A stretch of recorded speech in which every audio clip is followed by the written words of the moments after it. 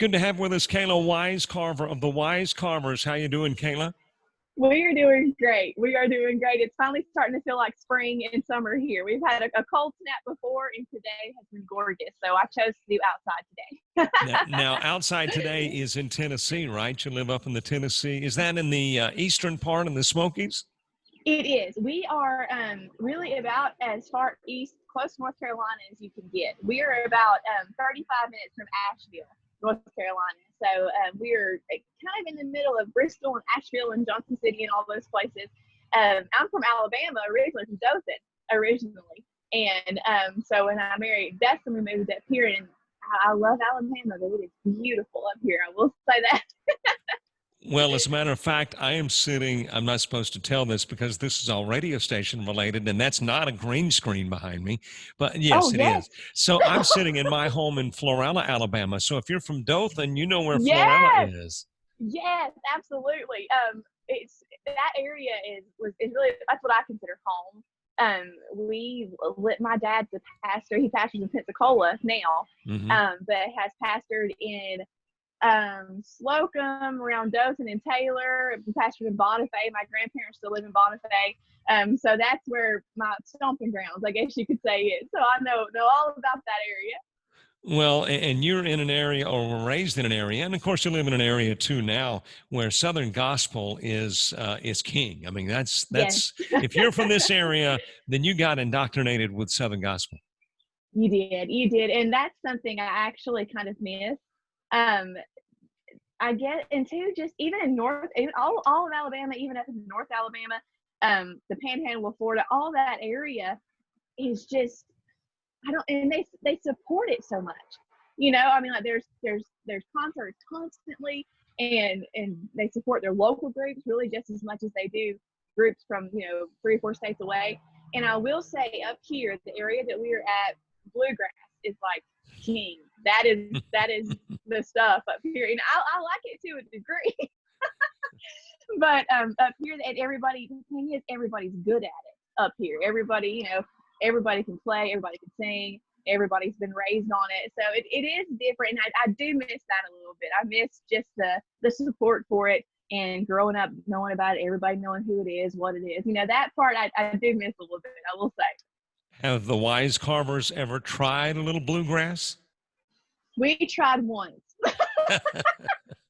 We did. We decided to take one of our songs. It was, I guess, one of the first releases when I had come along. I married my husband and became a part of the group. Probably 7 years ago now, 6 or 7 years ago. And my husband Dustin, it was his bright idea. He was like, "Hey, let's take this song and let's make it bluegrass." And we had done it just playing around kind of, and then we were in like a revival somewhere, and he decided to do it in front of everybody. And so besides the fact that we don't sing bluegrass and we weren't prepared at all, it went perfectly fine. Well, to me, now, if you consider Southern gospel as the middle, bluegrass would be a little to the right. I kind of think of the Wisecarvers as maybe a little to the left. You lean a little more progressive. So that had to be interesting. Yes, it is. It's very interesting.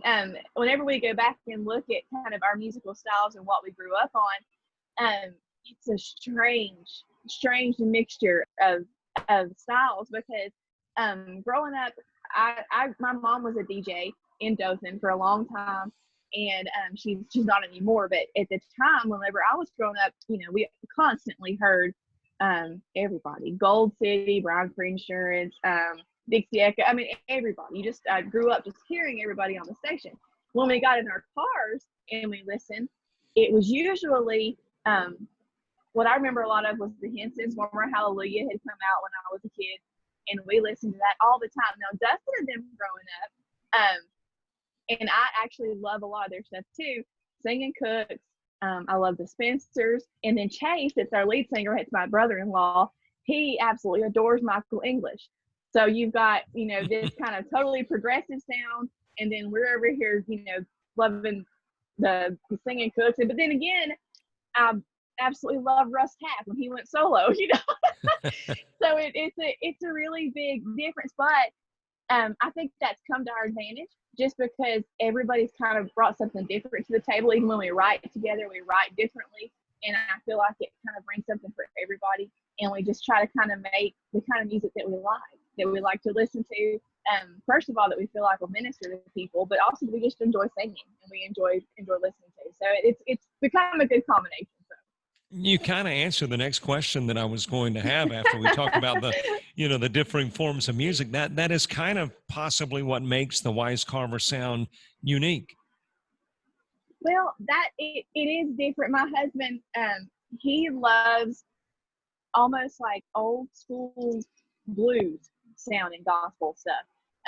And so when he writes, that tends to come out. My father-in-law that sings and writes, he has almost like a southern swampy kind of sound sometimes with some of his stuff. And then my mother-in-law was, well, everybody sings. She grew up singing again up here. Everybody sang. Everybody's family sang, so they've all grown up singing for years. And so when you kind of all bring that together, I feel like it kind of feeds off of each other, because whereas I might get stuck in a specific rut or a specific sound or style, Chase might go, what if we do this? And it's something I would have never even thought of, but then he does it and I go, oh, that's a really good idea. I like that, so it, I'm actually thankful for the difference in the conglomeration that we are. Well, and I can see how the different conglomerations could make for the uniqueness, but does sometimes it present any conflict? And I'm not talking about, you beat each other up, but, No, I mean that happens too, but no, I'm just kidding. No, it is different having to learn parts around people and harmonize, because, just for instance, whenever my mother-in-law recorded a song, we all had to learn her vocal runs, which way she did. She would tend to like slide up to a note. And so we all had to learn that when we were singing parts. Chase tends to, because he is such a big Michael English fan, I think that has a lot to do with it, where it was ingrained into him so much when you listen to it. He hardly ever sings the same thing twice. And so you kind of have, every now and then you'll be like, oh, okay, that's different. Let me change up a little bit. And now I probably couldn't sing it that many different ways if I wanted to. I'm doing good to make sure I've got the one way right, but it's been fun. And Chase will tell you that too. Sometimes he's like, we'll be practicing for an album or a new song or something, and he'll go, that is just not natural to me to do like that role that way or something, and so it does present little challenges every now and then, because you got to learn a little bit different. But then once you learn it, you learn something new. You learn, and two, of course, now I've been with a group for a little over 8 years. When, like I said, when Dustin and I got married, so now we kind of know. Now we kind of go, okay, this is probably what he's going to do. This is probably how this is going to go, But when you first come together for the first few times, it's definitely a learning experience. The new project is called Silhouette, and to Yes. me, there's always some story behind a project name. So what was the meaning behind Silhouette? With Silhouette, it was funny. Dustin and I were riding down the road one day, and he started talking about how he thought it would be cool to write a song about silhouette. And he didn't really have anywhere to go with it. He just kind of had this general idea. Well, like as soon as he said it, within like the next 5 or 10 minutes, I kind of had a melody and I was kind of getting this idea. So he always says that I stole it from him. But we started writing it, and we thought, you know what, with the song, and especially, I know, it came out, or we wrote it, I'd say probably about 2 years ago now. And at that time, there was just so much going on. Everybody was offended over everything. Everybody was upset about everything, And that first verse in the song Silhouette talks about nowadays it's all about how we feel, and nobody wants to turn the other cheek, And I read someone the other day had said, and I've heard before, you don't always have to attend every argument you're invited to.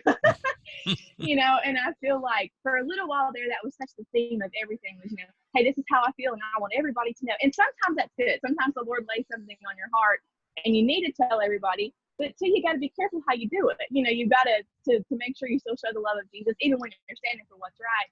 And so whenever that was a song we knew was going to be on there, we kind of got to talking about it.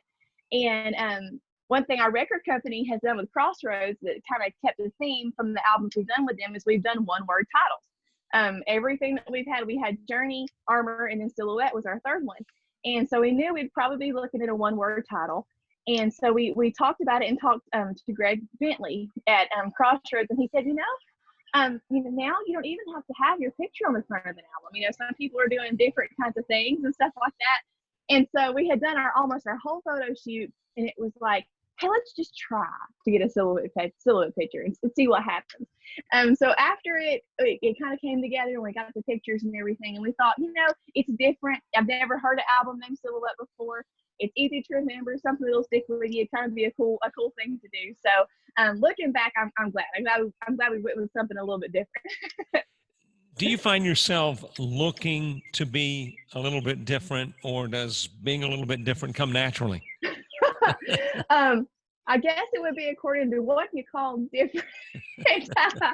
No, I feel like as far as the messaging in our songs and what we write, we want it to be different because we want it to catch your attention. But we also just want it to be different in the sense that you kind of want people to hear it and go, you know what? We need to let somebody know that we feel exactly the same way that they feel. That I want somebody to hear that and go, you know what? That's the way I feel, and nobody's ever put it into words before.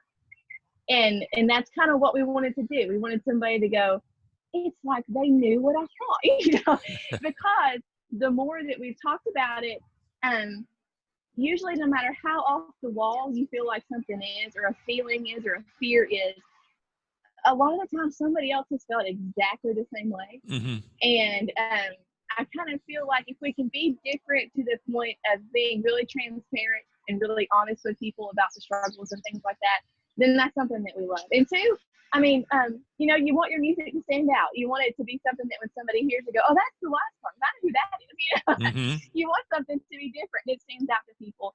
And so that's we do strive to be different to a degree to help the music and the lyrics and the message stand out. The new song is Go Down Again. So give us some insight into the song. Yes. Go Down Again. I always call that song my baby. That song is the one that I feel like God has made me live out the most.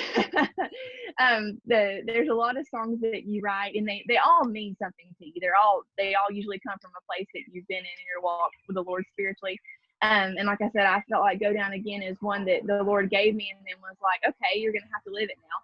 You're gonna have to do it. And kind of the thing that I had in mind, and the thing I was praying about when I wrote the song, we still haven't received. It's a promise we feel like that God gave us, but we still haven't received the answer yet. We haven't received that prayer.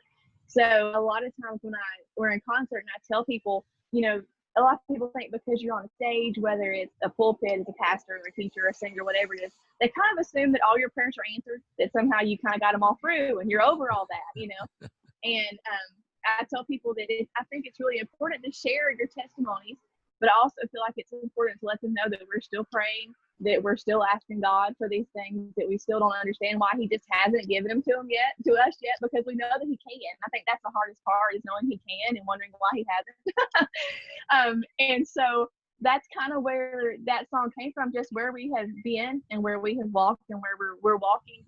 And that is one of the songs that, we have just been amazed at the way people have related to that song, because everybody's got something. It's a lost child, it's a financial situation, it's a job situation. Everybody's got something that they're just praying over continually, and have been for years, some of them. And so that has been, I think, my favorite part.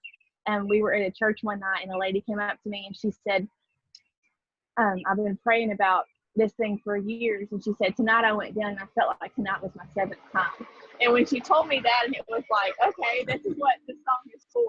Just to encourage people to keep going. I know you're tired. I know you're tired of praying about it, probably, but you can't give up. And that's the biggest thing. Where the Wisecarvers are concerned, our viewers, our listeners, they want your music. How do they find out about you? How do they get your music? And how do they support your ministry? Yes, all of that pretty much is on thewisecarvers.com. That's one of the best things about having a really strange name is nobody else has your domain. So it's just thewisecarvers.com. All of our albums are on there. You can download them on there, or you can buy the actual disc on there. We also have everything. Our 3 latest albums are on iTunes, Amazon, Google Play, all of those places. We have our Facebook page where we try to keep pretty updated on our dates and all that kind of stuff. We are on bands in town as well. People can track on there. And then as far as giving, donations, anything like that, all that's on our website. You can donate through there. Very simple, real easy to do. thewisecarvers.com. Wisecarvers.com. Any live streaming of Wisecarvers in the near future, us being in this COVID-19 situation?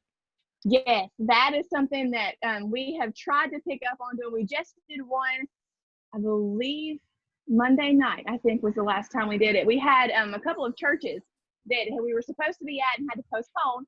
And so they contacted us and like, hey, can you at least record like a song or something and send it for our congregation, our folks to listen to? And so both times we've got together, since all of us are together and we're doing that, we're like, okay, let's go ahead and do a live while we're here and, get this going. And we did that the other day and people were requesting stuff. And we had some of it we never do acoustic. We never do with like a guitar. And so it was very rough, but it was fun. So all that's on our Facebook page. We usually, honestly, it's awful. We don't usually have an announcement when we're going to do it because we don't know when we're going to do it. But it's on there, so they can find it on our Facebook page. It's just the Wisecarvers as well. So okay, Wisecarvers. I'll check it out on Facebook, and I'll make sure I'm listening and alert to when you're going to have any. So I can request some bluegrass. I mean, that'll be the second try at bluegrass, right? You can request it. I do have a mandolin, and I know about 3 chords, so you never know what you might hear. All right. Well, Kaila Wisecarver, the Wisecarvers, it has been great talking with you. Thanks for the super music, and thank you for sharing with our audience how they can listen to the Wisecarvers, see the Wisecarvers, and support the Wisecarvers. Absolutely. Thank you so much.